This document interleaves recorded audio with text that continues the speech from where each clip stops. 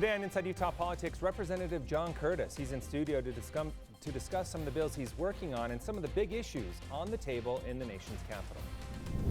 Plus, veterans and supporters protesting outside the Capitol, demanding better benefits for those who have served our country. Time now for Inside Utah Politics. Thanks so much for joining us. I'm Glenn Mills. It is time to go inside Utah politics. This morning we do begin with Representative John Curtis. Representative, great to have you back on the show. It's been a while. It has been too long. Good to see you. Thanks for coming in. We appreciate your time. Let's start off with your privacy bill. You and I ran into each other at the Pioneer Day Parade not long ago, and you told me about this bill, and it's pretty fascinating because it really is on the minds of a lot of people. You walk into a store, all of a sudden you walk out, you see ads for that store pop up in your social media feed. It's almost like they're watching us and listening to us. Tell us what your bill's all about. Well, the worry is it's going to get worse. The 5G network that's being rolled out across the country puts in appliances cameras and microphones so that those can connect with the internet, and there's a lot of good that comes out of that, but you can imagine the problems that could come out of that. Around your home, they have microphones and cameras.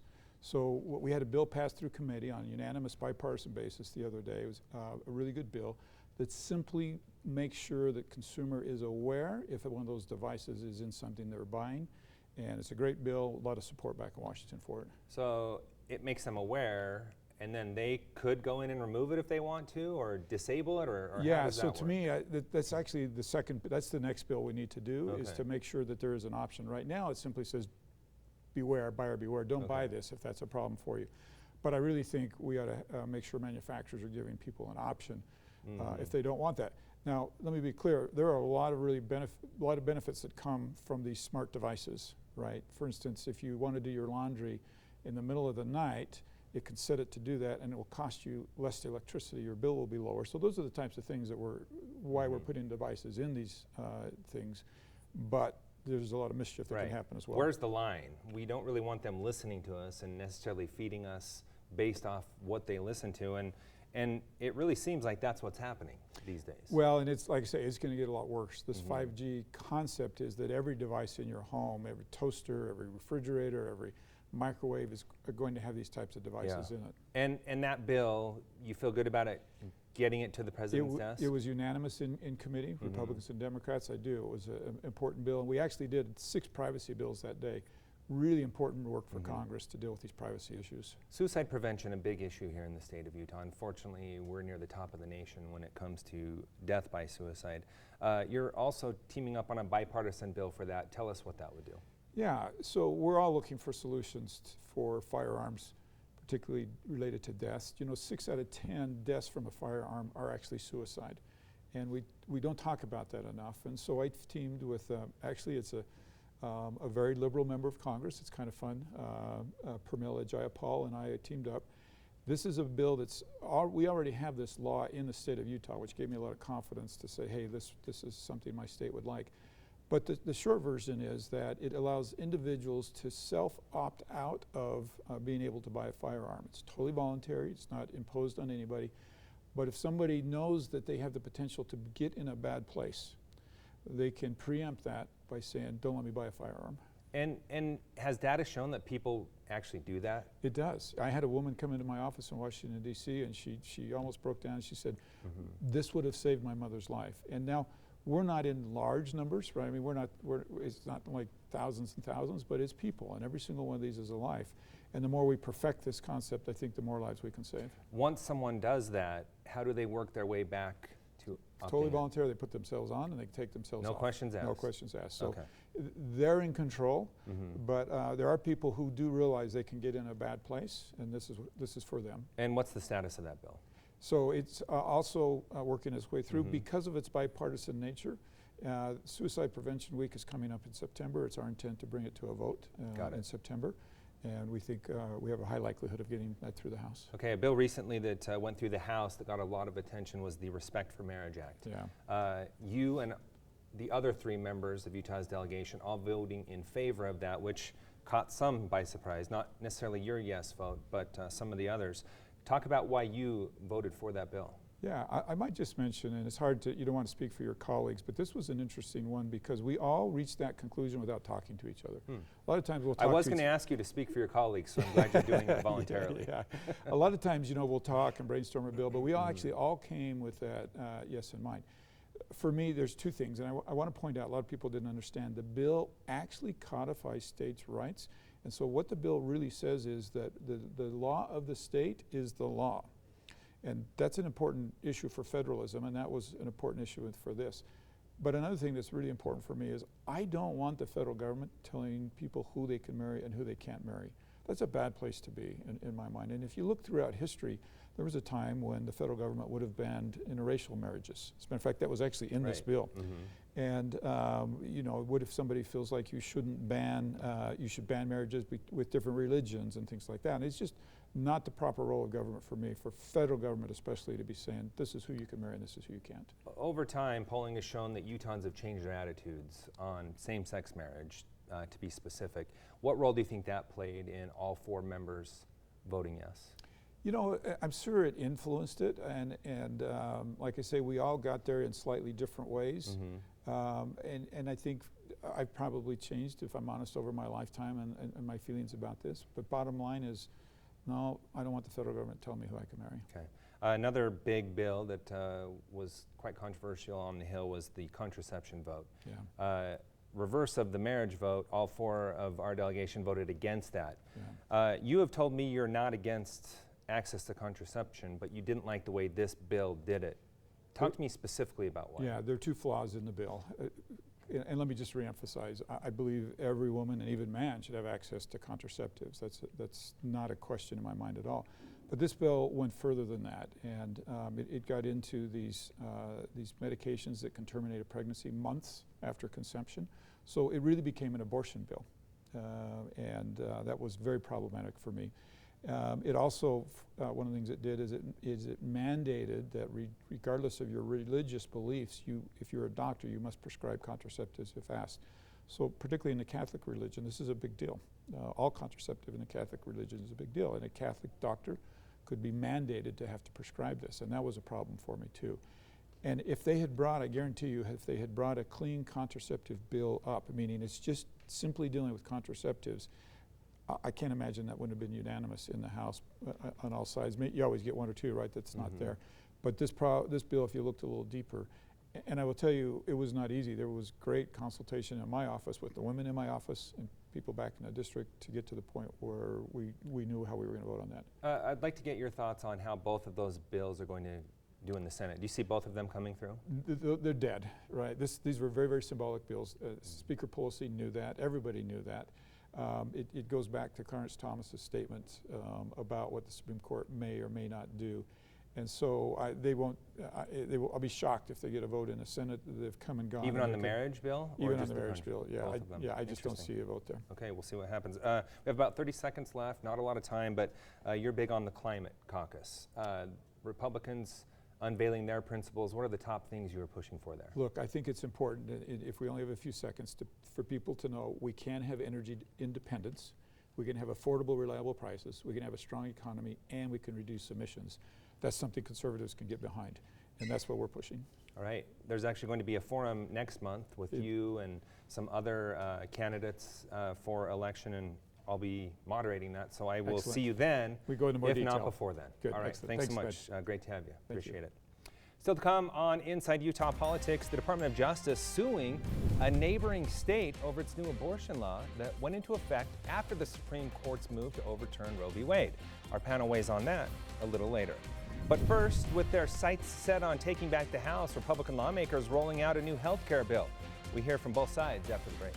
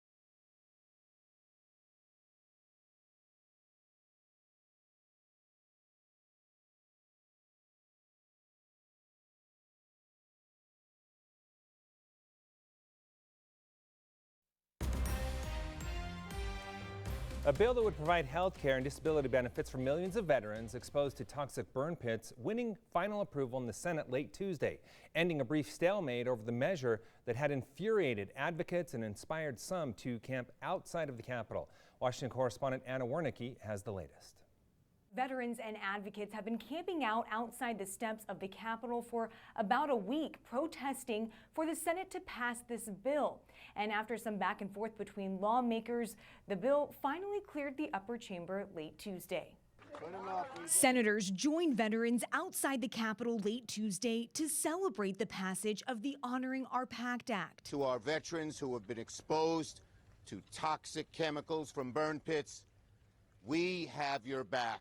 Finally. Moments earlier, the Senate passed the bill 86-11, expanding life-saving health care benefits for veterans exposed to the toxic fumes of burn pits. No more, no more will veterans go to VA hospitals and be told, get a lawyer, go find some arcane, ridiculous proof before we'll give you help. The $280 billion package would no longer force veterans to prove that their illness was caused by toxic exposures suffered in the military in order to get VA coverage.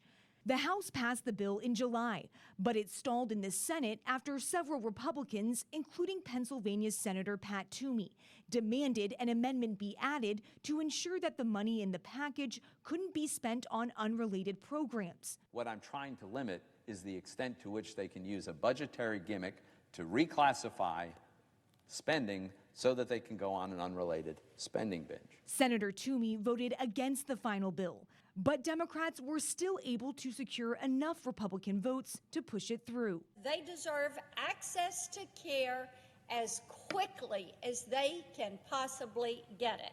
This is a day to celebrate because it's a day that Congress actually worked. The bill now heads to the president's desk, where President Biden says he already plans to sign it. For now, in Washington, I'm Anna Wernicke. Back to you. Midterm elections are now less than 100 days away, and Republicans are gearing up for a potential takeback of the House. An Arkansas congressman just reintroduced his health care bill that would increase the number of insured Americans and lower costs, but Democrats are still working on their own policies, arguing their loss is not a foregone conclusion. Washington correspondent Jesse Tenor reports. There's so many problems in healthcare. But Arkansas Republican Congressman Bruce Westerman says he has a solution. How do we really address healthcare? And you're going to have to do something bipartisan. Westerman combined both Republican and Democratic provisions into a bill that aims to lower healthcare costs and cover more people. It's just a compilation of really good policy ideas. Still, Westerman says it's unlikely the entire plan moves through Congress all at once, but he hopes portions, like expanding telehealth services, make progress. It falls right in with the Republicans' commitment to America. Even though Westerman is trying to take a bipartisan approach, his bill is part of the GOP playbook heading into November's midterm elections. We want to put the country back on the right track. House Republican leader Kevin McCarthy could be Speaker next year, but Nancy Pelosi isn't giving up control of the House without a fight. Make no mistake, I've said to you, we have every intention of winning this election. Democrats also want to deliver on their health care promises by passing the Inflation Reduction Act. It would lower health insurance premiums for millions insured under the Affordable Care Act and cut the cost of many prescriptions. Historic. First time HHS secretary can negotiate for lower prescription drug prices. The Senate will likely send the legislation to the House this week on a party line vote. In Washington, I'm Jesse Tenor. Coming up, congressional Democrats are poised to pass a $260 billion spending plan they say will reduce inflation. Our panel weighs in after the break.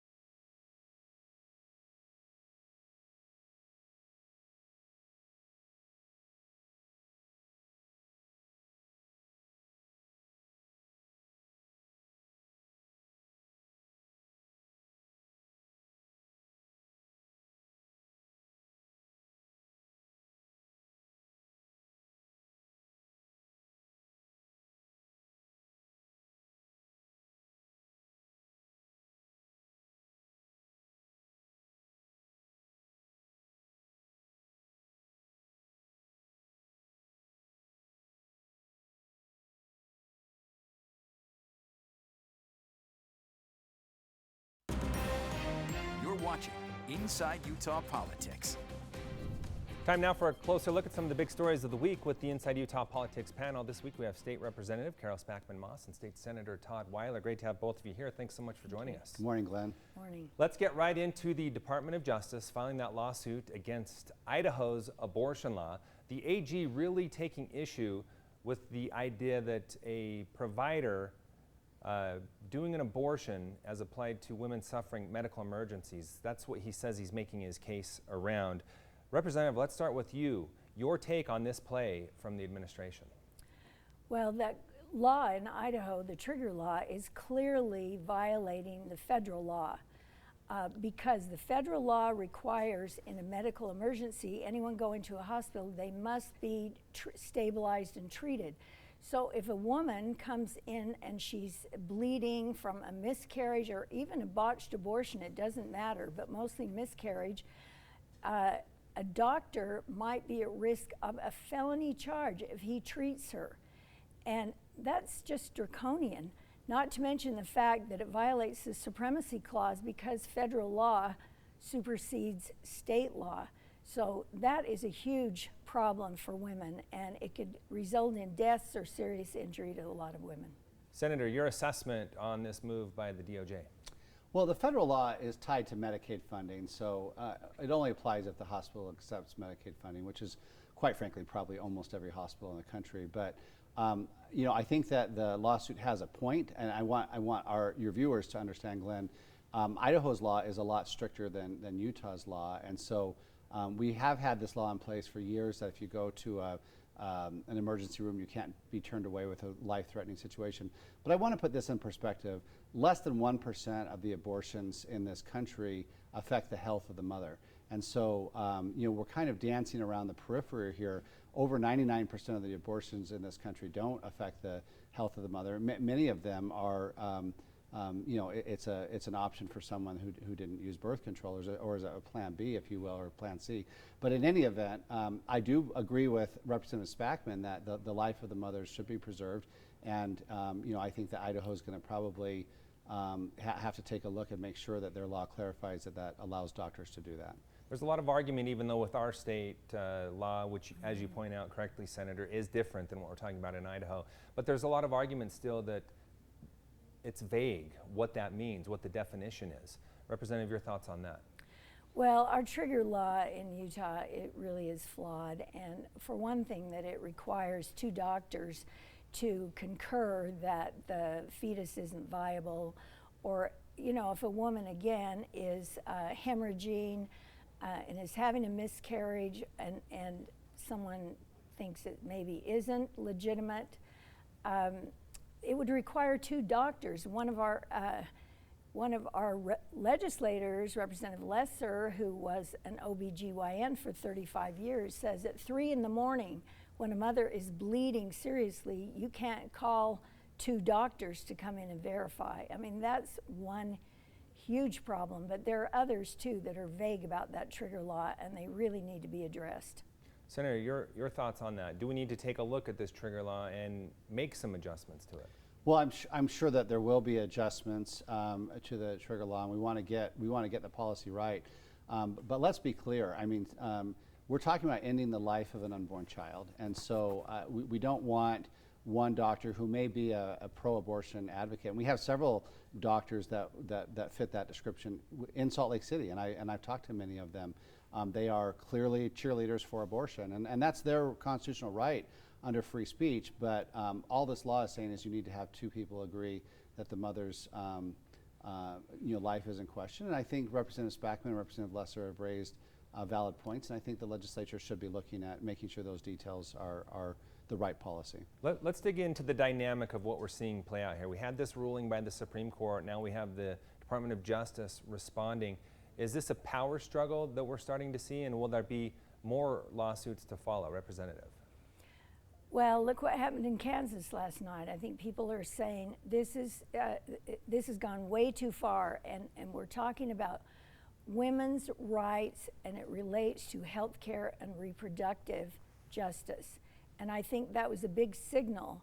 And I think in Idaho, the same thing, the Department of Justice saying, this is so so draconian, so strict and severe. We need to address this. And the other thing about Utah's and other states, when they're talking about rape, requiring them to report to law enforcement before they could perform an abortion, when less than 10% of all rapes are even reported, that's another area that really has to be looked at, because incest, another one. I mean, when that 10-year-old girl was pregnant and had to go to another state for an abortion, and then the doctor might be charged with a criminal penalty, that's just inhumane. We really need to address those aspects of any of these trigger laws. Senator, your thoughts on this dynamic we're seeing play out between DOJ and the Supreme Court? Well, I think that there are people who are really, really, really pro-abortion, and they're going to continue to, nip at the edges and try to prevent states from, like Utah, from outlawing abortions unless the health of the mother is at risk, or the pregnancy results from rape or incest. I support those exceptions. We might have some people try to close those exceptions, and I would vote against those. But quite frankly, if that 10-year-old girl who was raped by her mother's boyfriend, who was an illegal immigrant, and the media didn't want to report that for a while, if that girl had been in Utah, she wouldn't have had to leave the state. And there's many arguments that she didn't really have to leave her home state. Fortunately, she did get the medical care she was seeking in Indiana. So does that bring up an issue then with this patchwork of law across the country that's potentially problematic, where depending on the state you live in, the rules are completely different? Representative? It absolutely does. I mean, look at the maps right now. When I look at those maps and see the states where they could go and how far they are from some states that ban abortions altogether and have no exceptions, it's going to be a disaster. I mean, women will suffer, women will die who have legitimate reasons for having an abortion, not just, oh, I didn't use birth control, I forgot. And then there's going to be an increase in the use of the abortion pills, and sometimes those result in problems that they have to seek medical care. So I think we're just going to see this play out in ways that are dangerous and life-threatening to many women. Your thoughts on that, Senator? A situation where a woman living, say, in Grand County, Utah, has different rules than an hour away in Mesa County, Colorado. Well, we have 50 states. The states created the federal government. All of the rights that weren't given to the federal government were preserved for the states. This is everything that a fourth grader should know about the founding of our country. And yeah, we're going to have sometimes different laws in different states. You can buy a Powerball ticket in Idaho and you can't in Utah. This is not unfamiliar, but let's be honest. If you lived in St. George or Cedar City, it was always closer to go to Las Vegas for an abortion than it was for Salt Lake. Same with Green River versus Colorado versus Utah. And so for people outside of the Wasatch Front, they're used to traveling to other states because Utah is such a big state. But I don't think that there's anything inherent. The people of Utah don't want the legislatures of California and New York setting our laws. And I think that Utah, the trigger law, I think the majority of Utahns do support that, and I think it should also, maybe be tweaked if circumstances warrant. Okay, we have about a minute left, but I want to get into one other quick topic real fast: the Inflation Reduction Act. According to a Congressional Joint Committee on Taxation, it will spend $260 billion over the next 10 years and raise taxes $326 billion over that same time period. Representative, is that the way to get out of inflation? Well, I think those numbers can be disputed, but some of the basic tenets are this. It will reduce the cost of prescription drugs because Medicare can negotiate directly with pharmaceutical companies. It will reduce the cost of health care because the ACA will be extended. It will make, it will cap out of pocket costs for seniors. This is really going to help seniors and middle and low income folks. It also has a carbon emissions part that will help the climate. But here's a key part. With better tax regulations, we'll have more demand, fairer taxes, with money that will go into increasing manufacturing and start manufacturing batteries and chips and things from others that other countries have. that's going to bring back manufacturing and increase jobs and wages. So okay, we've run out of time real quick. I need to give the senator just a few seconds to respond. Senator Number one, there's no effect on inflation until 2027. Number two, it's like bringing a squirt gun to a house engulfed in flames. That's what Nancy Pelosi and Chuck Schumer, they're bringing us, if your house is on fire, they show up with a squirt gun and say, we're going to help put it out. All right, That's what this bill is. On that note, we'll have to end it there. Really insightful conversation. I appreciate having you both here. Thanks for being with us. Stay with us. We'll be right back after the break with more Inside Utah Politics.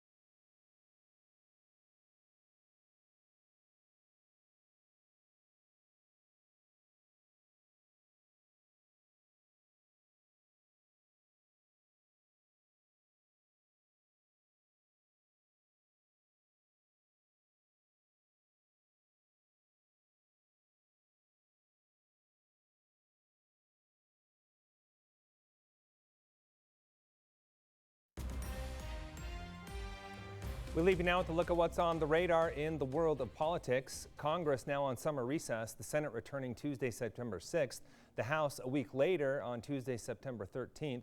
The general election is set for Tuesday, November 8th. Make sure to connect with me on social media. I'd like to know what you think of this show and other issues that are important to you. You can email me at InsideUtahPolitics@abc4.com. You can also follow me on Twitter, Facebook, and Instagram.